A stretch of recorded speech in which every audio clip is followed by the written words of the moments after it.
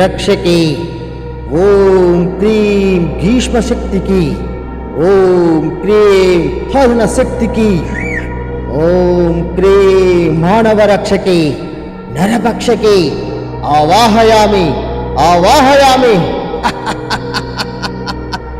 రక్షకి, నీకోసం నరబలి సిద్ధంగా ఉంది. మీరు చూస్తున్న ఈ గ్రామం పేరు కోమద్రిలోయపురం. ఈ గ్రామంలో ప్రజలందరూ వ్యవసాయం చేసుకుంటూ, మరికొంతమంది సముద్రంలో చేపలు పట్టుకుంటూ జీవనం సాగిస్తూ ఉండేవారు.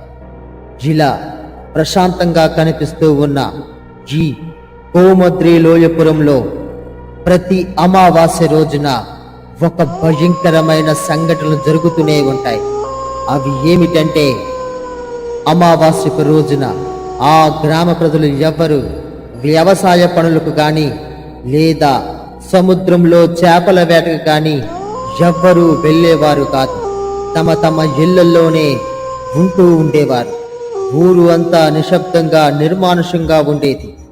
ఊర్లో ఎక్కడ చూసినా గ్రద్దల అరుపులతో పాటు కొన్ని నక్కల అరుపులు దూరంగా వినిపిస్తూ ఉండేవి. ఆ శబ్దాలకి ఊర్లో పెదందరూ చాలా భయపడి తమ తమ ఇళ్లల్లో ఉండేవారు. సరిగ్గా రాత్రి 10 గంటల సమయానికి ఆ ఊరిలో కొంతమంది ఒక చెక్క బొమ్మని ఆడిపై పడుకోబెట్టి శవయాత్ర జరుపుకుంటూ ఊరు అంతా తిరుగుతూ ఉండేవారు. అలా రాత్రి 12 గంటల వరకు ఊరు అంతా తిప్పిన తర్వాత ఆ చెక్క బొమ్మని ఊరి చివరిన ఉన్న ఒక పెద్ద మర్రి చెట్టు కింద పెట్టి అక్కడి నుంచి వెళ్ళిపోయేవారు. అలా ఆ చెక్క బొమ్మని ఆ చెట్టు కింద పెట్టిన ఒక సమయం తరువాత ఆ ఊరికి ఆనుకొని ఉన్న అడవిలోంచి కొన్ని నక్కల గుంపులు పరుగుమని ఊళ్ళోనికి పరిగెత్తుకుంటూ వస్తూ ఉండేవి. కొద్ది సమయానికి ఆ నక్కలన్నీ ఊరిలోనికి చేరుకొని ఎక్కడైతే ఆ చెక్క బొమ్మను పెట్టిన ఆ చెట్టు చుట్టూ వలయాకారంలో తిరుగుతూ గట్టిగా అరుపులు అరుస్తూ ఉండేవి. ఆ అరుపుల శబ్దాలకి ఊర్లో ప్రజలందరూ చాలా భయపడుతూ ఉండేవారు. తమ తమ ఇళ్లల్లోనే చాటుగా అది అంతా చూస్తూ ఉండేవారు. ఇంతలో మంత్రాల మీసన్న అనే ఒక మాంత్రికుడు ఒక వేటగాడు సహాయంతో ఆ ఊరికి ఆనుకొని ఉన్న సముద్ర మార్గం గుండా ప్రయాణించి నేరుగా సముద్రం యొక్క నడిభాగంలోనికి చేరుకునేవాడు. అలా సముద్రపు నడిభాగంలో చేరుకున్న తర్వాత ఆ మాంత్రికుడు ఏవో మంత్రాలు చదువుతూ ఉండేవాడు. ఓం క్రీం సౌమ్య కక్షకి, ఓం క్రీం భీష్మ శక్తికి, ఓం క్రీం అసన శక్షకి, ఓం క్రీం సౌమ్య కక్షకి, రా ప్రత్యక్షమవు, బలిని ప్రసాదించు, ఓం క్రీం ఆకర్ష అని మంత్రాలు చదివేసరికి ఆ సముద్ర భాగం నడిపై ఉన్న ఆకాశం నుంచి ఒక శక్తివంతమైన కాంతి వచ్చి నేరుగా ఆ సముద్రపు నడిభాగంలో పడేది. ఆ కాంతి భాగం పడిన చోటికి ఆ సముద్ర అడుగు భాగంలో ఉన్న ఒక శక్తివంతమైన చేప అక్కడికి వచ్చి ఆడుతూ ఉండేది. ఇంతలో ఈ మంత్రాల మీసన్న ఆ చేప వైపు తన దృష్టితో దీర్ఘంగా చూస్తూ ఉన్నాడు. సరిగ్గా కొద్ది సమయానికి ఆ మంత్రాన్న మీసాలలోంచి భయంకరమైన శక్తి నేరుగా ఆ చేపపైకి పడేసరికి ఆ శక్తివంతమైన చేప అక్కడికక్కడే రక్తం తొక్కుకొని చనిపోయింది. చనిపోయిన ఆ చేపను తీసుకొని తిరిగి మరలా సముద్ర మార్గం గుండా ఆ మంత్రాల మీసన్న నేరుగా ఊళ్ళోనికి చేరుకునేవాడు. ఎప్పుడైతే ఈ మంత్రాల మీసన్న ఊళ్ళోనికి ప్రవేశించాడో ఈ ఊరి నడి మధ్యలో చెట్టు చుట్టూ తిరుగుతూ ఉన్న ఈ నక్కలన్నీ ఒక్కసారిగా అక్కడి నుంచి వెళ్ళిపోతాయి. ఈ మంత్రాల మీసన్న ఆ రక్తం కారుతూ ఉన్న చేపను నేరుగా ఎక్కడైతే ఆ చెక్క బొమ్మను పెట్టారో ఆ చెట్టుకి ఒక కమ్మకి కట్టి రక్తం ఒక కుండలో పడేటట్టు చేస్తాడు. ఆ కుండలో ఆ చెక్క బొమ్మను పెట్టి ఏవో క్షుద్ర పూజలు చేసి అక్కడి నుంచి వెళ్ళిపోతాడు. సరిగ్గా రాత్రి 1 గంట సమయానికి ఆ చెక్క బొమ్మ ఒక్కసారిగా ప్రాణం పోసుకుంటుంది. చెక్క బొమ్మ నడుచుకుంటూ కేకలు పెడుతూ ఊరి నడి మధ్యలో తిరుగుతూ ఉంటుంది.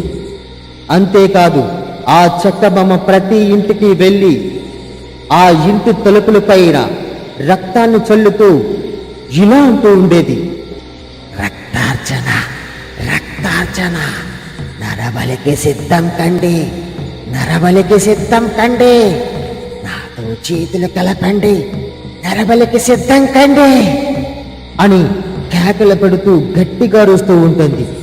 కానీ ఆ కేకలు పెట్టిన శబ్దంలో కానీ లేదా ఆ చెక్క బొమ్మ వచ్చిన సమయంలో కానీ ఎవరైనా తలుపు తెరిస్తే వాళ్ళని అక్కడికక్కడే ఆ చెక్క బొమ్మ రక్తం తీసి చంపేస్తూ ఉండేది. అందుకని ఆ ఊర్లో ప్రజలు ఎవరు ఆ సమయంలో ఇంటి తలుపులు కానీ లేదా ఇంటి యొక్క తలుపులు కానీ ఎవ్వరూ తెరిచేవారు కాదు. అలా ఆ చెక్క బొమ్మ ఊరు అంతా నడుచుకుంటూ తిరిగి మరలా ఎక్కడైతే ప్రాణం పోసుకుందో యథావిధిగా ఉదయం అయ్యేసరికి ఆ సూర్యకాంతి తనపై పడేసరికి తిరిగి మరలా అక్కడికి నిర్జీవంగా మారిపోతూ ఉంటుంది. కానీ ఆ చెట్టుకు వేలగట్టిన చేప నుంచి రక్తం మాత్రం ధారలా పడుతూనే ఉంటుంది. ఆ కుండలో రక్తం అలా ఎప్పటికప్పుడు నిండిపోతూ ఉంటుంది. ఊర్లో ప్రజలందరూ సరిగ్గా ఉదయం లేచిన తర్వాత ఆ చెట్టు కిందకు వచ్చి అది ఎంత చాలా ఆశ్చర్యంగా చూస్తూ ఉండేవారు.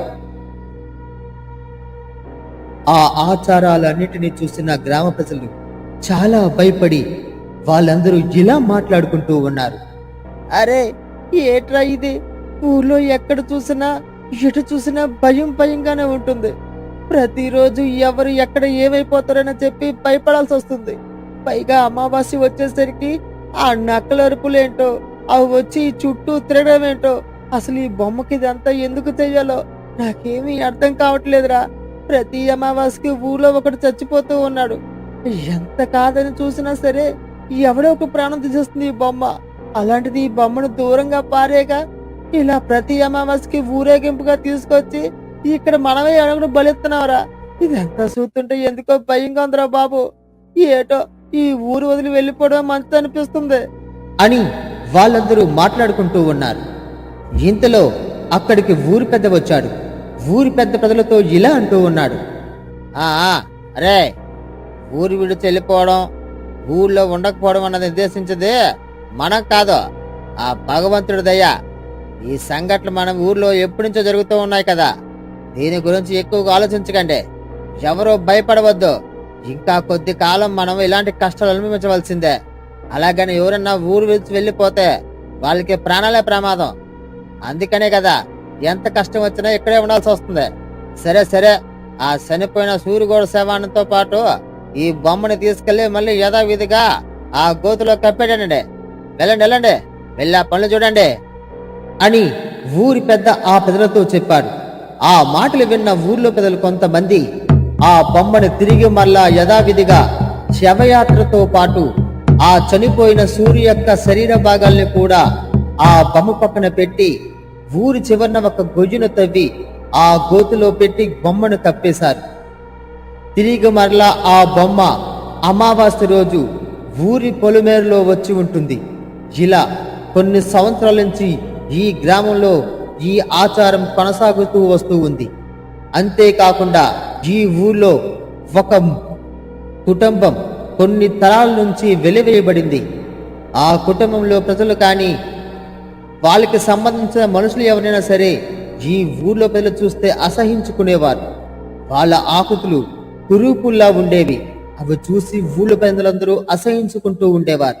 వాళ్ళ కుటుంబం ఊరికి దూరంగా ఒక చిన్న గుడిసెలో జీవనం సాగిస్తూ ఉండేవారు. ఆ కుటుంబానికి చెందిన ఒక అమ్మాయే వర్ణ. ఈ వర్ణ ఊరికి దూరంగా పొలాల్లో గీదలు మేపుకుంటూ జీవనం సాగిస్తూ ఉండేది. వర్ణాన్ని ఎవరు చూసినా అసహించుకుంటూ ఉండేవారు. వర్ణతో ఎవరు మాట్లాడేవారు కాదు.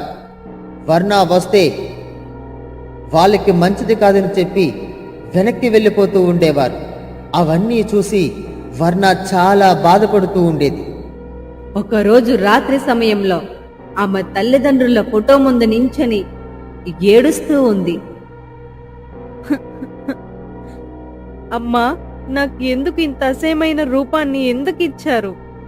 నాతో ఊరు ప్రజలు కాదు కదా, పక్క ఊరి ప్రజలు కూడా అసహించుకుంటున్నారు. చనిపోదామంటే ధైర్యం సరిపోవడం లేదు. కనీసం నన్ను ఊర్లోకి ఎవ్వరూ రానియడం లేదు. నన్ను చూస్తే అసహించుకుంటున్నారు, భయపడి పారిపోతున్నారు. మీరు చనిపోయినప్పుడు నన్ను చంపేయవలసింది కదా, ఎందుకు నన్ను ఇలా ఒంటరిగా వదిలేశారు?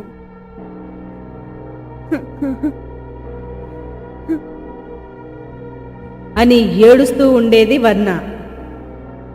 ఇంతలో వర్ణ తల్లిదండ్రుల ఆత్మలు ప్రత్యక్షమయ్యాయి. ఏడుస్తూ ఉన్న వర్ణను చూసి తన తల్లి వర్ణతో ఇలా అంటుంది.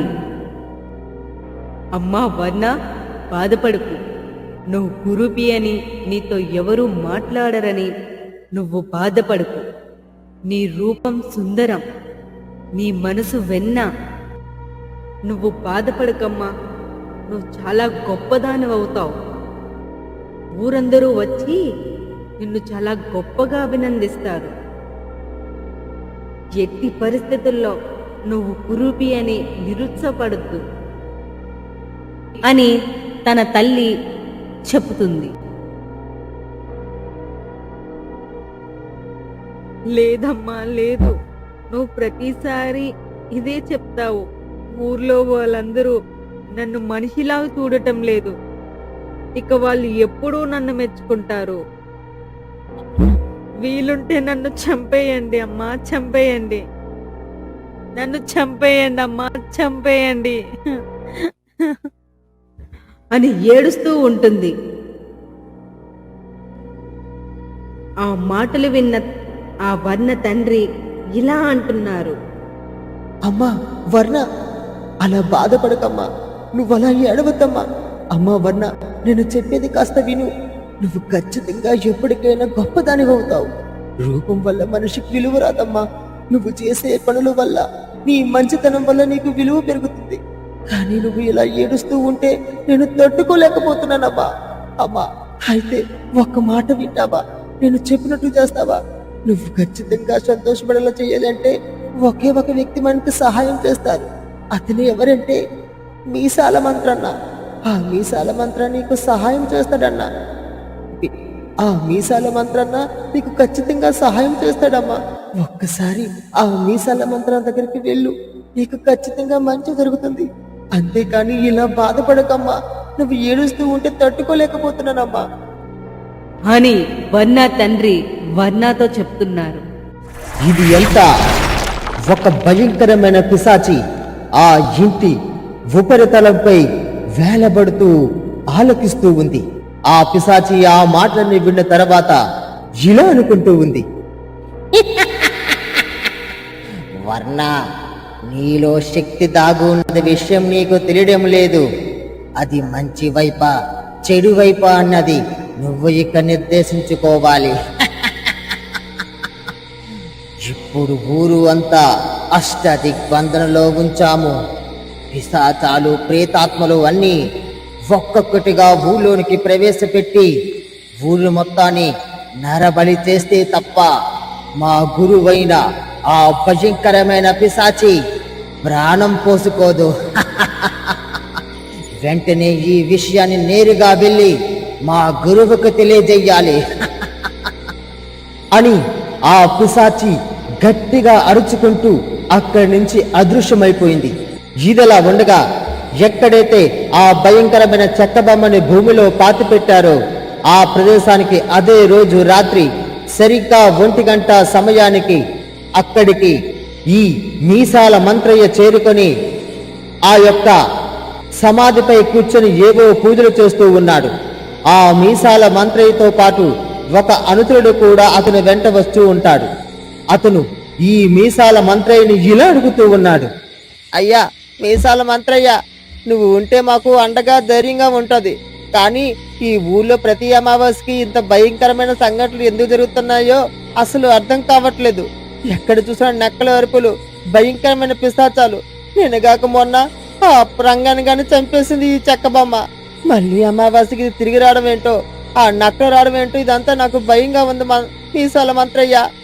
ఏదో ఒక ఉపాయం చేసి ఈ ఊర్లో ఇటువంటి జరగకుండా ఏదో ఒకటి చెయ్యొచ్చు కదా మీసాల మంత్రయ్య.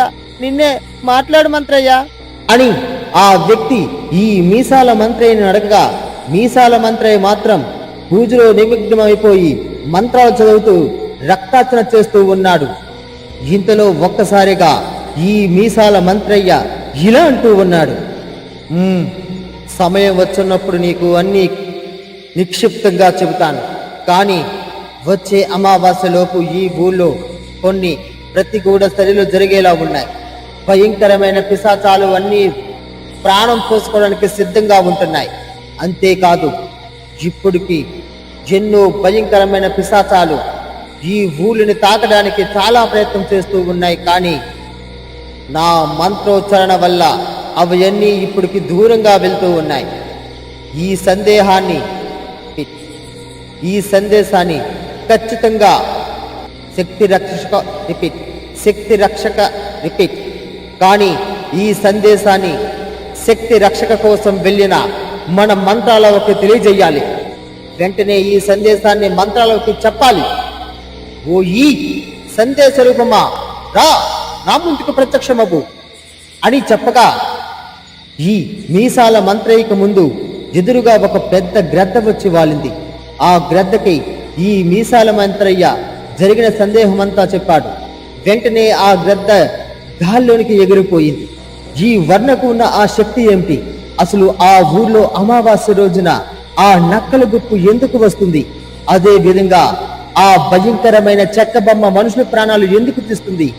ఈ విషయాలన్నీ తెలుసుకోవాలంటే తరువాత భాగంలో చూద్దాం.